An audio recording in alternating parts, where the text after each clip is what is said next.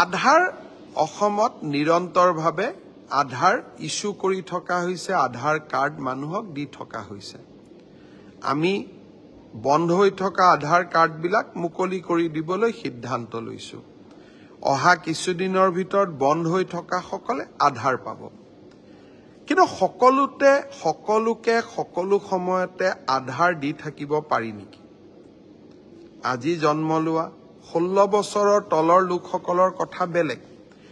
100% আধাৰ coverage হৈ যোৱাৰ পিছতো প্ৰাপ্তবয়স্ক কোন লোকে আকৌ আধাৰ ল'বলৈ আহে? সন্দেহৰ অৱকাশ থাকে। সেইবাবে আমি এটা আজি চৰকাৰে সিদ্ধান্ত লৈছো যে আধাৰ লোৱাৰ আগতে অন্তত 2014ত NRCত আবেদন কৰাৰ প্ৰমাণ থাকিব লাগিব। NRCত নাম আছে নে নাই দ্বিতীয় কথা, কিন্তু আবেদনটোতো কৰিব লাগিব। যদি আবেদনেই কৰা নাই, তাৰ মানে আপুনি 2014 চনৰ পিছত অসমত আহিছে। অৱশ্যে এই সিদ্ধান্তৰ পৰা আমি চাহ বাগিচাৰ লোকসকলক দূৰত ৰাখিম, কাৰণ তেওঁলোকৰ হাতত ফিংগাৰপ্ৰিণ্ট নধৰে, চকুৱেদি আধাৰ ল'ব লাগে।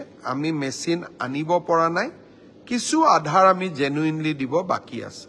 কিন্তু আন অঞ্চলসমূহত এতিয়াৰ পৰা আধাৰ ল'ব লাগিলে অন্তত NRCত আবেদন কৰাৰ প্ৰমাণ আমাক লাগিব।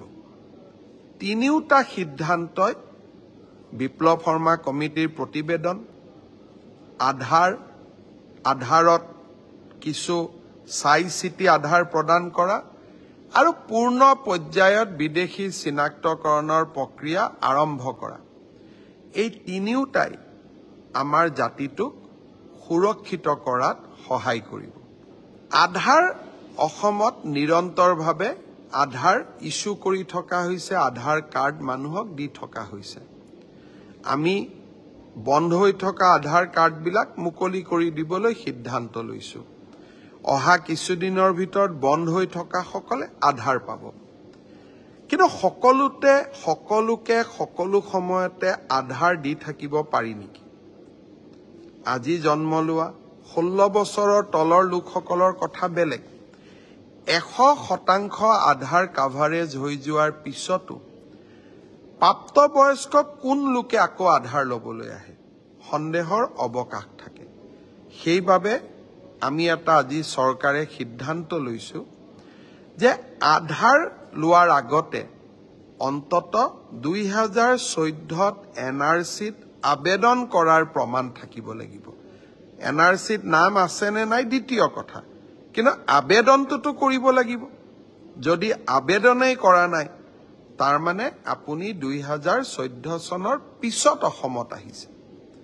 অৱশ্যে এই সিদ্ধান্তৰ পৰা আমি চাহ বাগিচাৰ লোকসকলক দূৰত ৰাখিম, কাৰণ তেওঁলোকৰ হাতত ফিংগাৰপ্ৰিণ্ট নধৰে, চকুৱেদি আধাৰ ল'ব লাগে।